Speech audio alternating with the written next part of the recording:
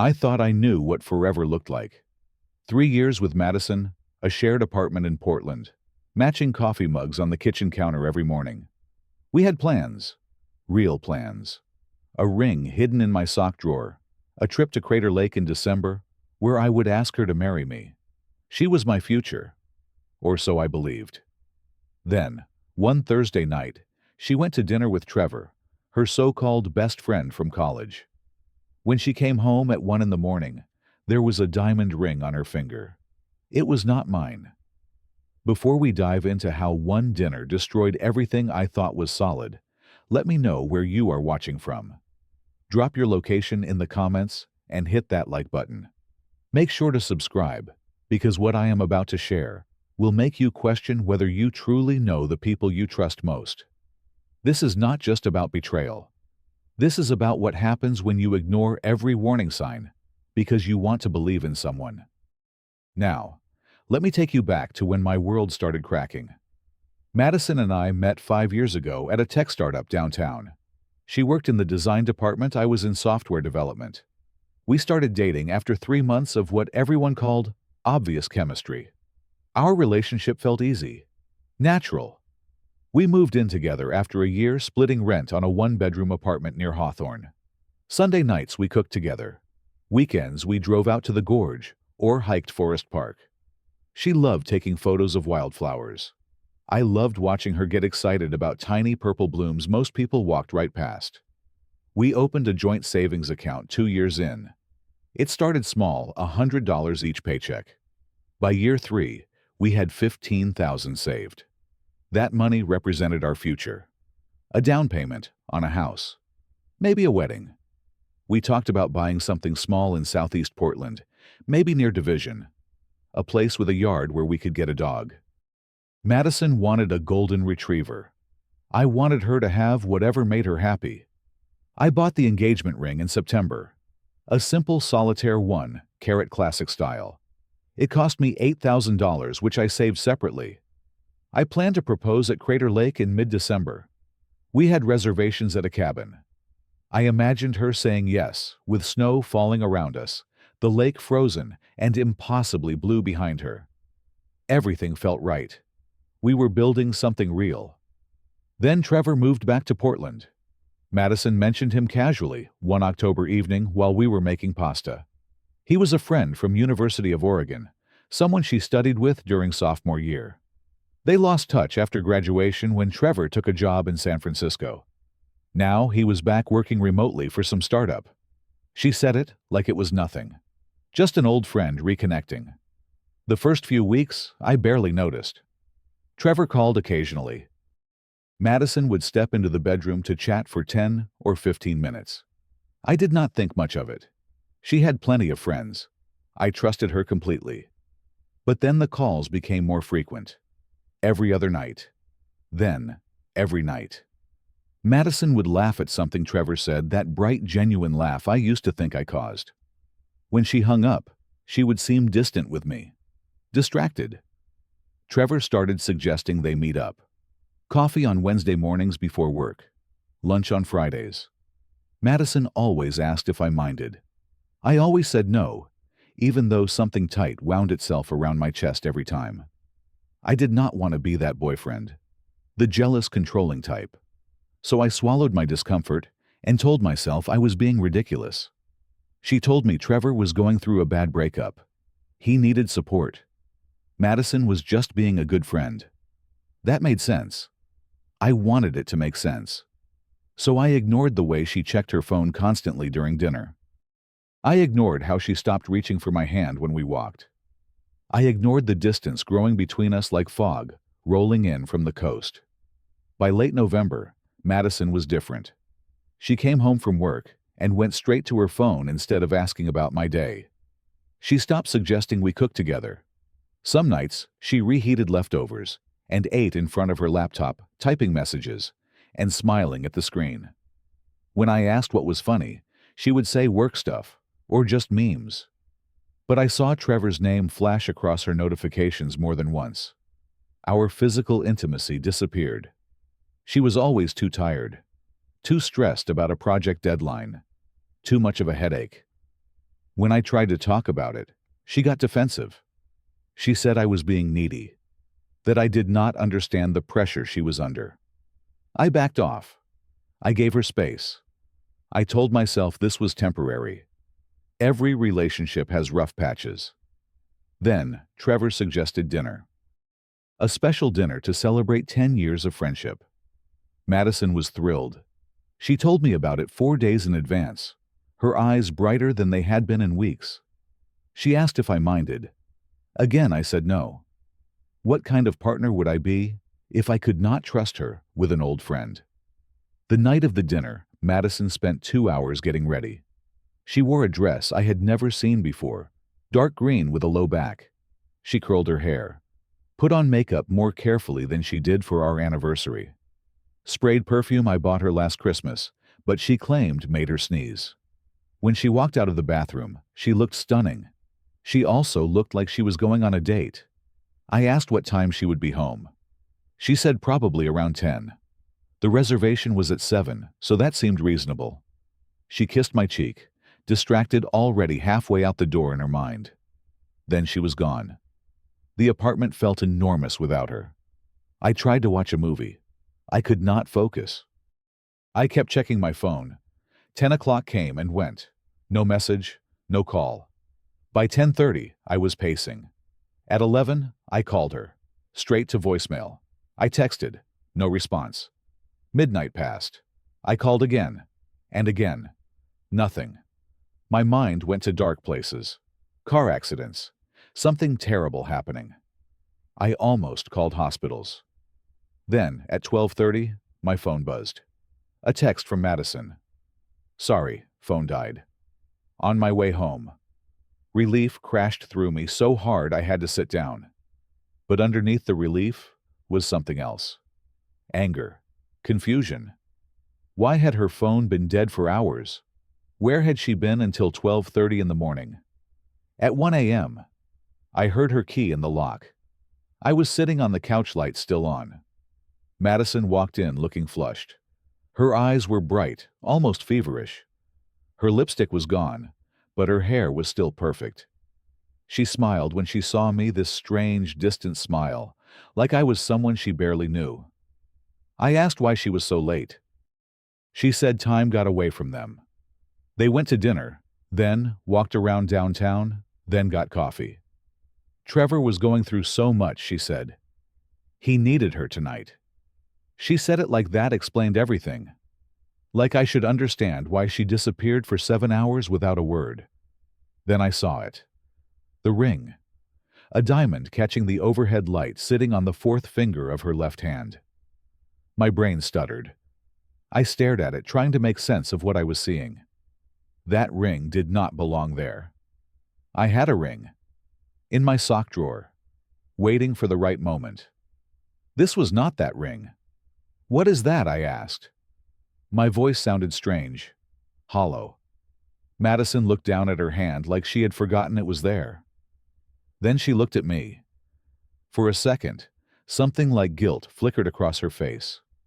But it vanished fast, replaced by something harder. Trevor proposed to me tonight, she said. The words did not make sense. I heard them individually, but could not string them into meaning. Trevor proposed. To Madison. My Madison. The woman I had been planning to propose to in 3 weeks. I sat there frozen while the apartment spun around me. What do you mean? I finally said. We have been together for 3 years. Madison would not look at me. I know this is sudden, she said. But I said yes. The floor dropped out. Everything I thought was solid just evaporated. I asked how this happened. When? Why? She said she and Trevor had been talking for the past 2 months. Really talking. They realized they had something special. Something she and I never had. She said Trevor understood her in ways I did not. That they had chemistry she could not ignore. I reminded her of everything. 3 years together. Our shared apartment. The savings account. The life we were building. She shook her head. I am sorry, Cannon, she said. But I cannot ignore my feelings anymore. She said it so calmly. like she was turning down a dinner invitation instead of destroying my entire world. I asked if she loved him. She hesitated, then nodded. She said she never felt this way before, not even with me. That hurt worse than anything.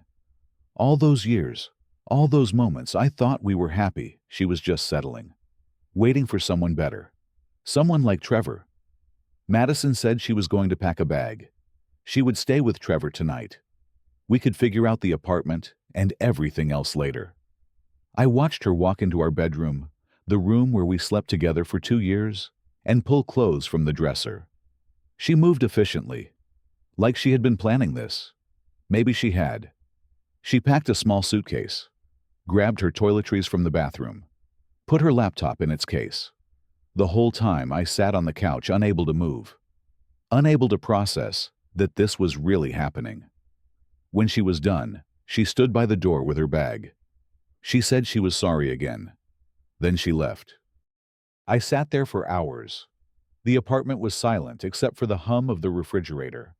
I kept staring at the spot where she had stood, her hand with that ring catching the light.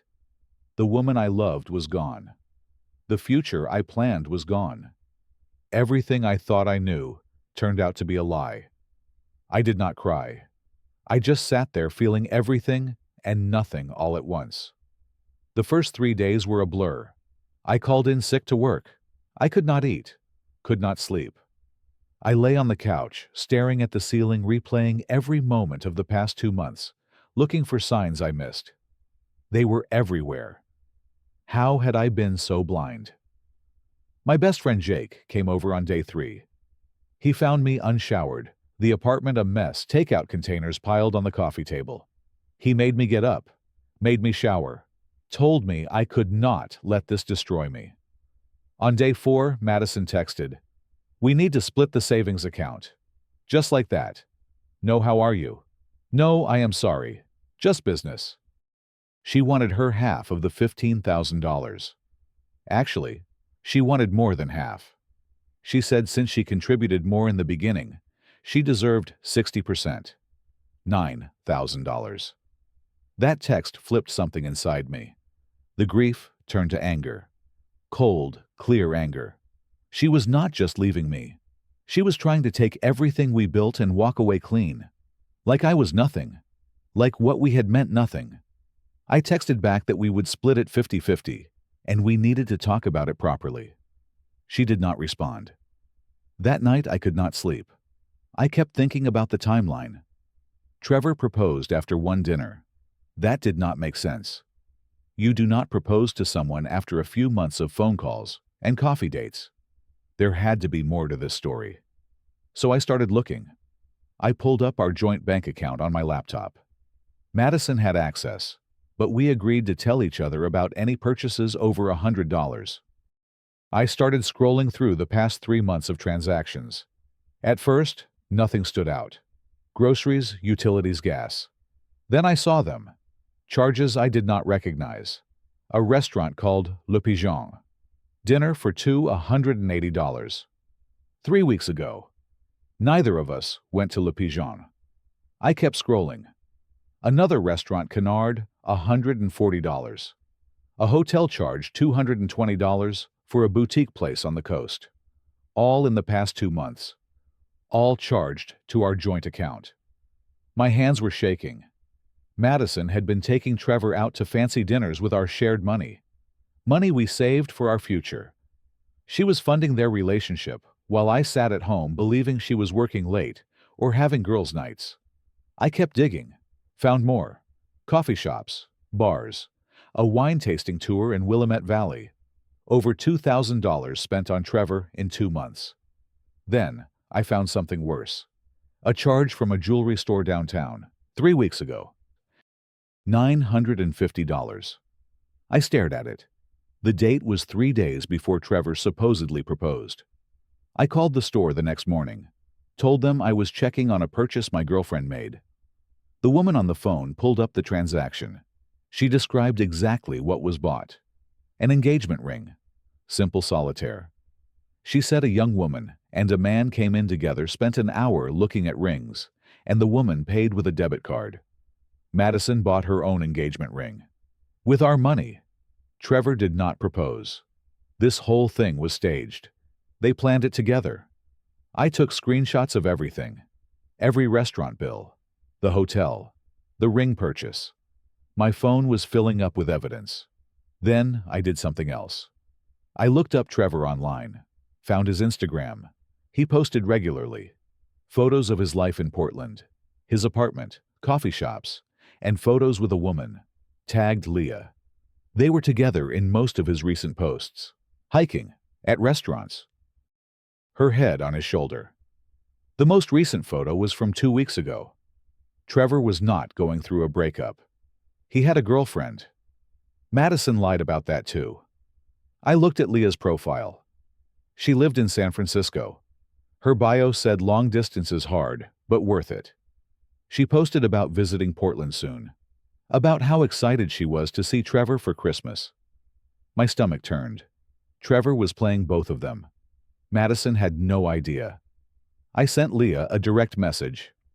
I know this is going to sound insane, but I need to tell you something about Trevor. I explained who I was. What happened. I sent her screenshots of Madison's social media, showing the ring, showing posts about Trevor. I told her Trevor proposed to my girlfriend last week, while apparently still dating her. Leah responded within an hour. I was shaking reading your message, but I believe you. Trevor told me he is in Portland for work. He said he would be here for 3 months, then moving back to San Francisco. He promised he would propose to me at Christmas. She sent me screenshots of their texts. Trevor telling her how much he loved her, how he could not wait to marry her, how Portland was just temporary for a project. All lies. We stayed up messaging until 3 in the morning. Leah was devastated, angry. She said she was flying to Portland that weekend. She wanted to confront Trevor in person. I told her I would be there with her. We made a plan. Madison posted her new address on Instagram 2 days earlier. Some story about her beautiful new apartment with a photo showing the building number. Leah booked a flight for Saturday. The week dragged. I went to work, but barely functioned. Jake kept checking on me, making sure I was eating, sleeping. I told him what I found. He was furious. He wanted to drive over to Trevor's place immediately. I told him to wait. We were going to do this right. Saturday morning, I picked Leah up from the airport. She was tall, blonde, with this intensity in her eyes that reminded me of Madison. We did not talk much on the drive. We were both too nervous, too angry. When we pulled up to the apartment building, a nice new complex in the Pearl District, my heart was hammering. This was it. We walked up to the 3rd floor. I knocked. Footsteps inside. The door opened. Trevor stood there in joggers and a t-shirt, coffee mug in hand. When he saw Leah, his face went white. His mouth opened, but nothing came out. "So this is your business trip," Leah said. Trevor started stammering. "Leah, what are you doing here? I can explain." But before he could say more, Madison appeared behind him. She saw me and Leah standing there, and confusion crossed her face. Then understanding. Then panic. Leah pushed past Trevor into the apartment. I followed. Madison backed up. Trevor was trying to talk, but Leah cut him off. "You told me you were working. You told me Portland was temporary. You told me you loved me." Trevor looked between Leah and Madison, trapped. Madison looked at me like she was seeing me for the first time. "What is going on?" she asked. I pulled out my phone. I showed her the bank statements. Every charge. Every restaurant. The hotel. Then I showed her the jewelry store receipt. "You bought your own ring," I said. "With our money. You spent $2,000 of our savings taking Trevor out while telling me you were working late.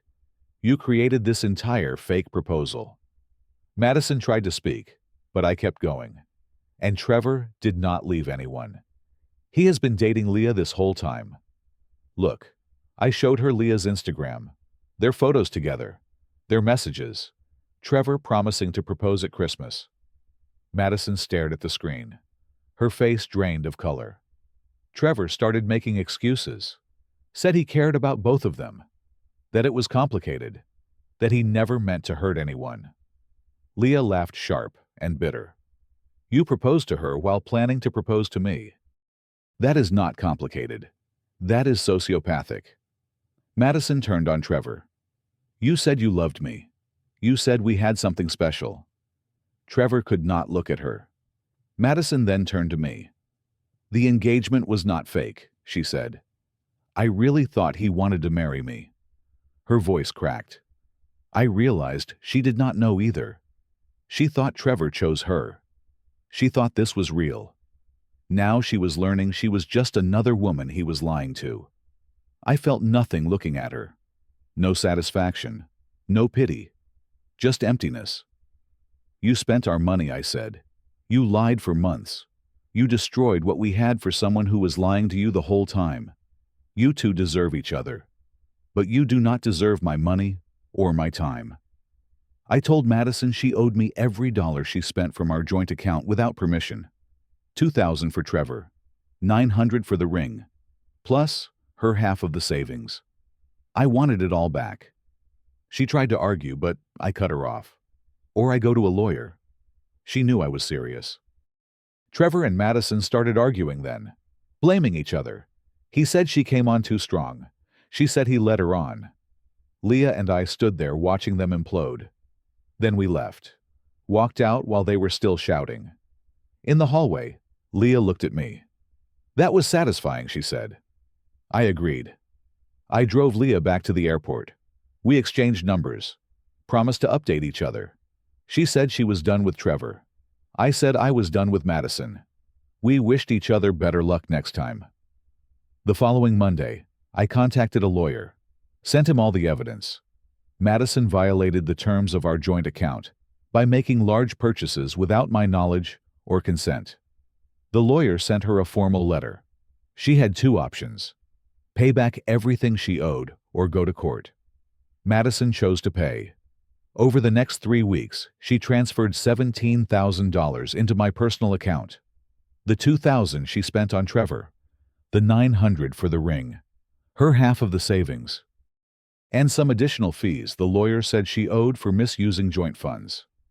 I closed the joint account, moved out of our apartment into a one-bedroom in Selwood. Madison moved back in with her parents. Trevor went back to San Francisco, but Leah would not take him back. I heard through mutual friends that Madison and Trevor never spoke again after that day. They both blamed each other for everything falling apart. The first 2 months after were hard. Not because I missed Madison. I did not. But because I had to rebuild everything I thought my life was going to be. I returned the engagement ring and got most of my money back. I threw myself into work, started going to the gym.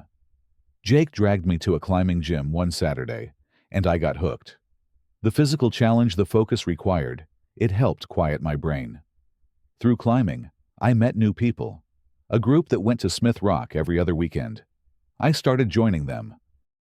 The drive, the fresh air, the community, it healed something in me. I realized how much I lost myself trying to hold on to someone who was already gone. I spent 3 years making Madison my whole world. Now, I had the chance to remember who I was without her. I went hiking alone sometimes. Long trails through the gorge where I could think. I thought about trust and how easily it breaks. I thought about all the signs I ignored because I wanted to believe Madison loved me as much as I loved her. I thought about how much time I wasted on someone who did not value what we had. But mostly, I thought about moving forward. 6 months after everything happened, I started dating again. Nothing serious. Just coffee with someone from work. Dinner with a woman I met at climbing gym. I was not ready for anything heavy, but it felt good to connect with people who saw me as someone worth knowing. I was careful now. Paid attention to actions instead of words. Listened to my instincts instead of silencing them. I heard through mutual friends that Madison was struggling. Living with her parents at 28 was humbling. She lost most of her friend group who sided with me once they heard the full story. Trevor apparently tried to apologize to Leah repeatedly, but she blocked him everywhere. He posted sad, cryptic things on social media about mistakes and regret. I did not follow him, did not care. A year later, I was in a completely different place. New apartment, new routines, new friends. I was not bitter. I was not angry. I was grateful. Grateful that Madison showed me who she was before I proposed, before we bought a house, before we got married and had kids. She did me a favor by betraying me when she did. It hurt less than if she had waited 5 more years. I learned that trust has to be earned through consistent action. Words mean nothing if behavior says something else. I learned to listen to my gut. That tight feeling in my chest when Trevor first started calling, that was my instinct telling me something was wrong. I should have listened. I learned that self-respect matters more than any relationship. Walking away from Madison was hard. Watching her destroy what we built hurt. But staying would have destroyed me. Most importantly, I learned that not everyone deserves your loyalty. I gave Madison 3 years of faithfulness, honesty, and love. She gave me lies, betrayal, and one night that shattered everything. That imbalance taught me to be selective about who gets my energy. Some people are takers. They will drain you dry and never feel guilty. Madison was a taker. I am glad I learned that before I legally bound myself to her. Now, a year and a half later, I am seeing someone new. Her name is Harper. We met through friends at a dinner party. She is kind, straightforward, and when she says she is going somewhere, she actually goes there.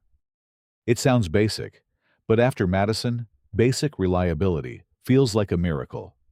We are taking things slow. I told Harper everything that happened. She listened without judgment, said she understood why I needed time to trust again. That patience means more to me than anything. I still drive past the old apartment sometimes. It does not hurt anymore. I look at it and think about who I was back then. Someone who loved too hard and asked for too little in return. I am different now, stronger, more aware. I do not regret loving Madison. I regret not loving myself enough to walk away sooner. Sometimes people ask if I ever got closure. They mean, did Madison apologize? Did we have some final conversation where she admitted what she did was wrong? No. We never spoke again after the money transferred. But I do not need her apology. I do not need her to understand what she took from me. I found my own closure. It came from realizing that her betrayal was not about me. It was about her. Her choices, her character, her inability to be honest. That has nothing to do with my worth. I think about that night sometimes. Madison walking in at 1 a.m. with Trevor's ring on her finger. How destroyed I felt. How certain I was that I would never recover. But here I am. Recovered. Thriving even. Building a life I actually like with people who value me. The worst night of my life turned into the catalyst for becoming someone better. So what did I learn from all this? Trust your instincts. Value yourself. Pay attention to actions over words.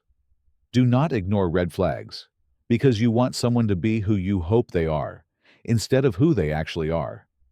And understand that sometimes the worst thing that happens to you is actually the universe doing you a favor. Madison leaving me hurt, but her staying would have hurt worse.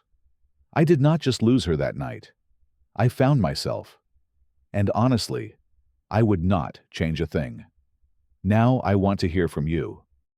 Have you ever ignored warning signs in a relationship because you wanted to believe everything was fine? How did you learn to trust your instincts again? Drop your thoughts in the comments below. If this story resonated with you, hit that like button and share it with someone who needs to hear it. Subscribe for more real stories about navigating betrayal, heartbreak, and coming out stronger on the other side. Thank you for listening to my story. I hope it helps someone out there who is going through something similar.